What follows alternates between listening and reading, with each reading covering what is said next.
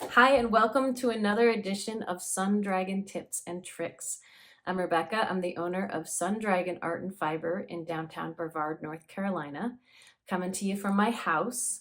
And July marks the beginning of our crochet make-along for the year, our summer make-along, and we're focused on granny squares. So I'm doing a series of videos to walk you through making granny squares. Now, in the last video, we did round one of how to get started, and we are going to do round two. On this guy, where all the granny squares I'm making for my Ariana Cardigan, it's the inner green one here. So it's building from only 4 of these little square units, I like to call them, 4 groups of 3 double crochets each. To double that, we're going to go up to 8. 1, 2, 3, 4, 5, 6, 7, 8.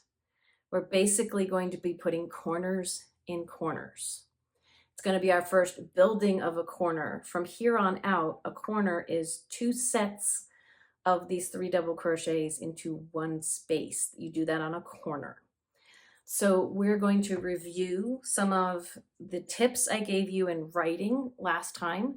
We'll go over that again, and I will attempt to build on the drawing of what we're doing, and then we'll do it with yarn. So let's get to it. So just to review what I did in the last video is granny squares are combinations of double crochets and chains to make mini squares and spaces.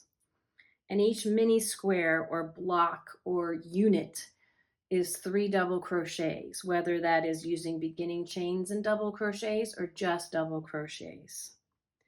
I like to do 1 chain between blocks that are on a side and 2 chains to make a corner.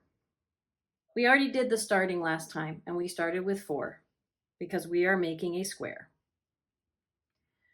And we are always working in the round and never flipping anything. We're never turning around and going back the other way on a classic granny square. The other thing I just like to remind you of, after the first round, which is where we are now, corners are made by 2 mini squares in the same space with chains in between to create a hard corner.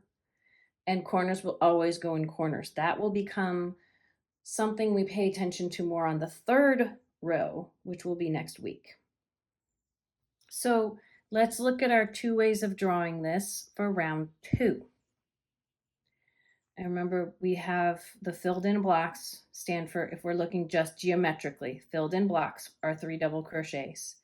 Lines for a chain. We don't have to worry about magic ring anymore because we have started. So let's look at just the geometric shapes, if that's a way to understand this. For round 2, here, let's use a different color.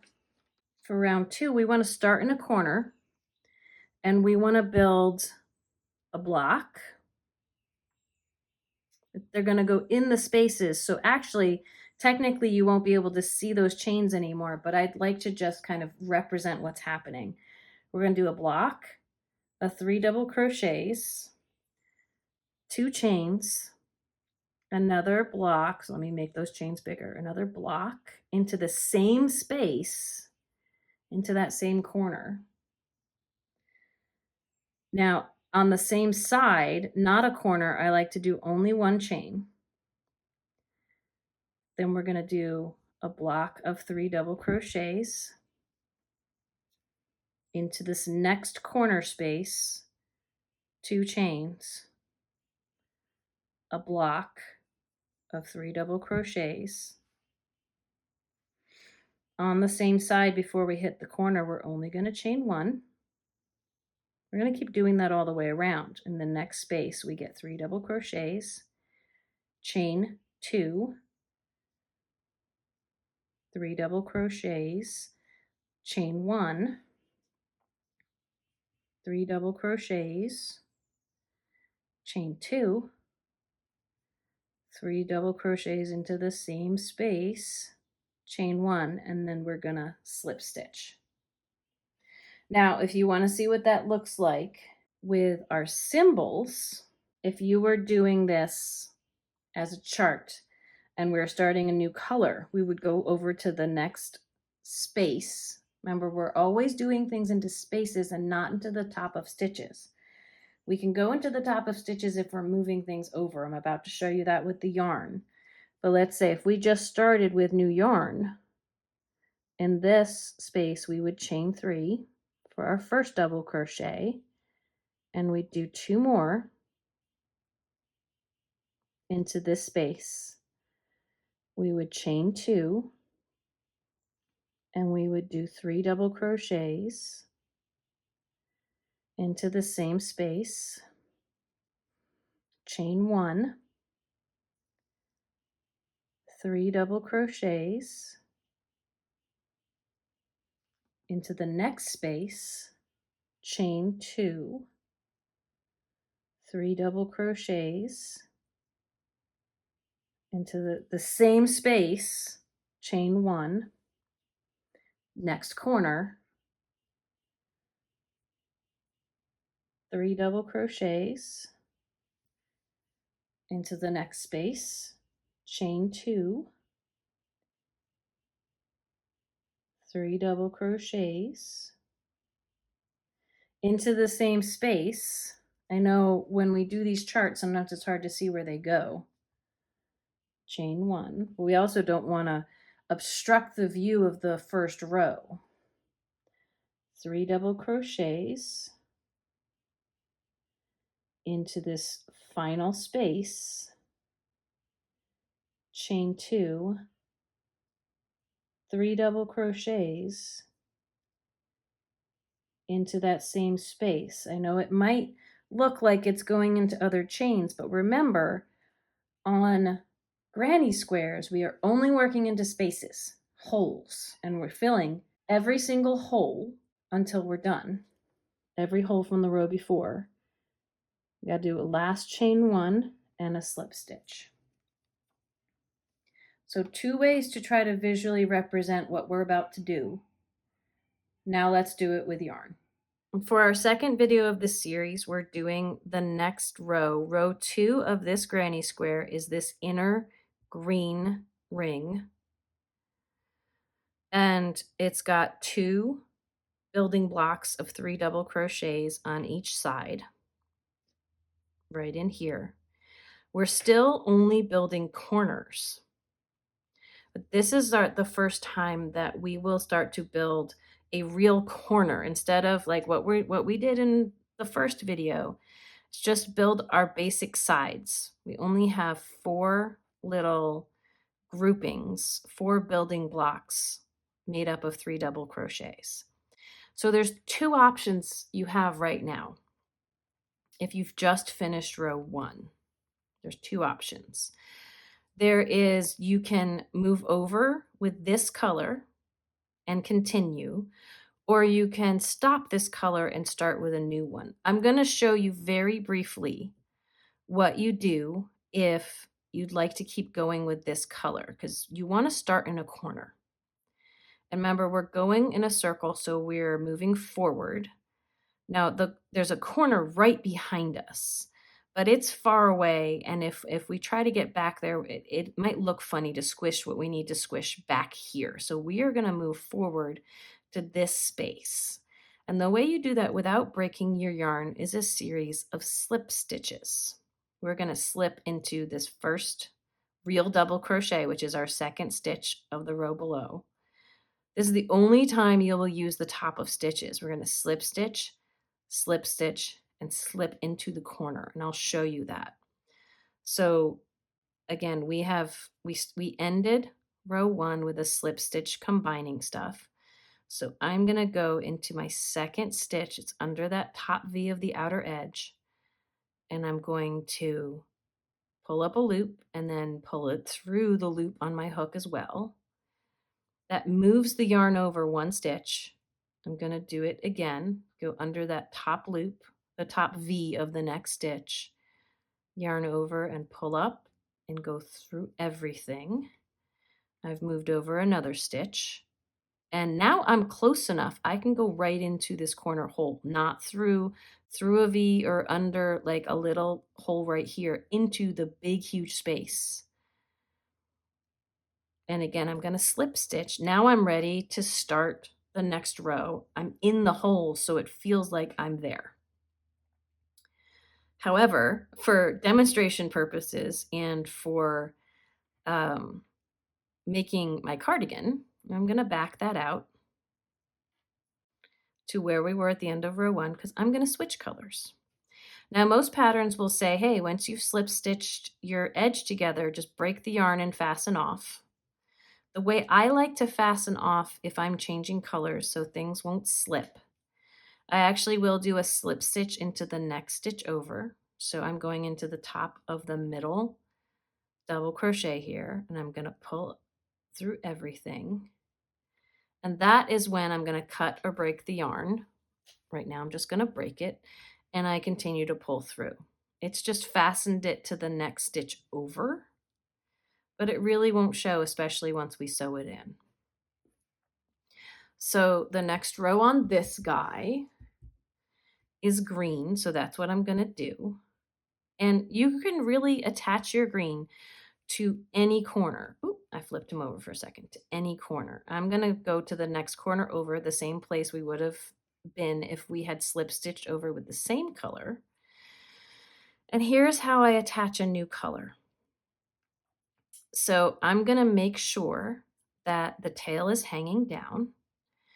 And first I'm going to hold it to the back of the work with my right hand. You don't have to have your hook in your hand to do this, but I'm going to hold it to the back just so I can pretend it's attached and get my tension set up however you get your tension to crochet.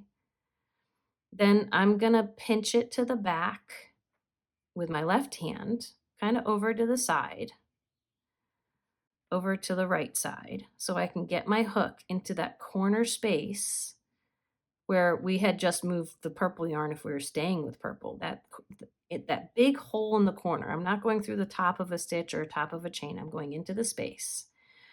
I'm going to grab that yarn and pull it up because it's attached by pinching it to the back. I'm going to grab the yarn and loop it up. This is a lot like the magic ring thing that we did. To secure it in place, I'm going to do another yarn over and pull through. And that at least gives it like a chain link to the hole.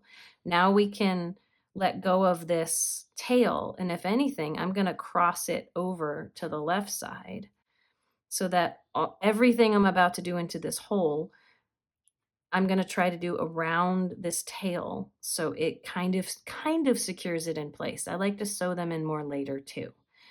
But this first thing that looks like a chain, I am not, and I can yank my tail to make it really tight. I am not going to count that as the beginning of my row. Now I'm going to start my row. And just like on the row 1, we need to chain 3 to give us height. 1, 2, 3. And we're going to do a building block into this same hole. So the first building block that we're doing, they're all 3 double crochets, but for this first one, this counts as a double crochet. So we've already got 1. So we're going to give a second, our first real double crochet, but it's our second thing of our 1, 2, 3. And let's do a third. And when I go in, if you can see that on the back, I'm going under my tail too, so that when I build my stitch, we look on the back, my tail is under the base of all of these stitches. So I have 1 building block just like down here, but remember I said to build a corner, we need to do 2 of these into the same space, and we need to have the chain 2 space of the corner. So I'm going to chain 2. That's my corner for round 2. But I'm going to do 3 more double crochets into this same hole to build my corner. So I'm going to go 1, 2, oop, and I caught my tail there more than I wanted to. Trying to wrap around my tail, not pull it into the stitch. 3. They're all going into, if we take a look once I finish this, we have 6 stitches, 3 and 3, that all go into the same hole here. And what builds our new corner on top is not just having these 2 blocks in here of 3 double crochets each, but also having a chain 2 space between them. That builds our corner here. Now, on the side between double crochets, I've mentioned in my videos, we're going to only chain 1. So there's my chain 1. I'm going to skip over. Remember, granny squares, you're not going into the top of any of these stitches. You're skipping over them and going into the next space. So my next set of double crochets goes over here. So I'm going to do my 3. If I don't split my yarn, there's 1, same hole, 2, same hole,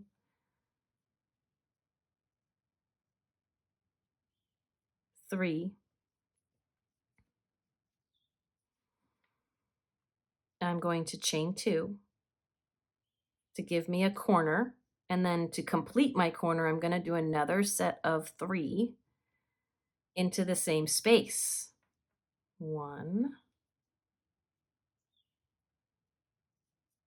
2, 3 double crochets into the same space. So now I have 2 corners. I have 1 here, I have 1 here. Row 2 is all corners. So between the 2, on the side between my corners, I'm only going to chain 1 because I'm still on this side. And now I'm going to start to build my 3rd corner. So I need to start with 3 double crochets.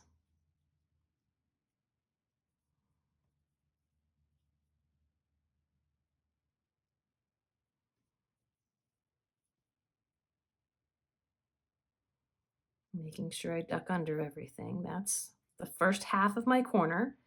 I need to chain 2 in the corner itself. And now I need to put another set of 3 double crochets into the same space to finish off my corner.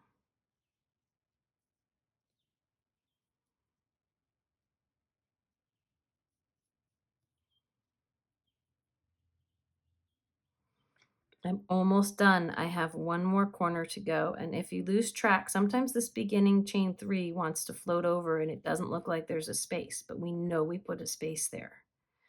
So skip these 3. Here's my next corner. Before I get over there, I'm going to put only a chain 1 between ones that end up on the side. I'm going to put 3 double crochets, and actually, let me show you something. If you changed colors and you want to start fastening things in, you can lay your tail over the top of these spaces and try to crochet around them to lock them in place. But if that is confusing or doesn't go well, just sew them in later. So I'm going to do my 3 double crochets. That's the beginning of my corner. I'm going to put in 2 chains. And now I'm going to put 3 more double crochets into the same space.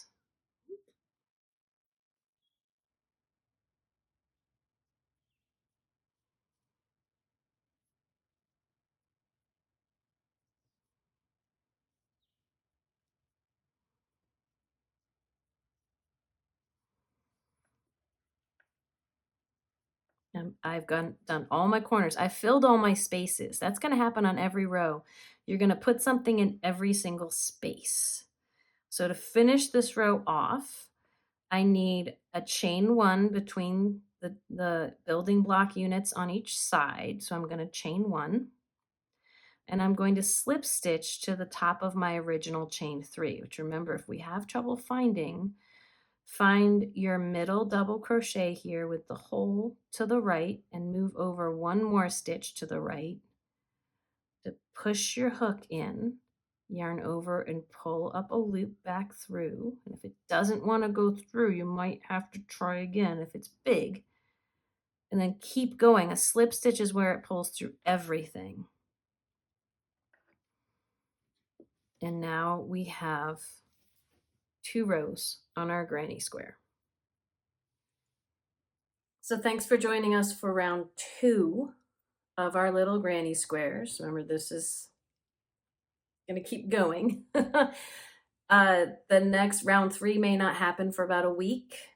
I am trying to film on Mondays. I can maybe get a couple done. So we will continue to work on building our granny squares next week.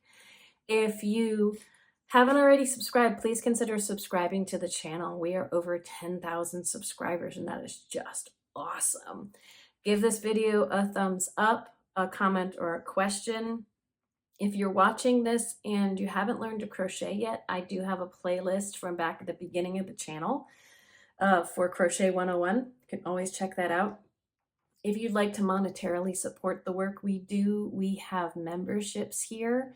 And we have patreon.com/sundragon. Those people get their name in the credits for supporting us. Everything you do helps us out. So thank you so much again for watching this video. And as I always like to say, may your crafting be filled with joy and confidence. We'll see you next time. Bye-bye.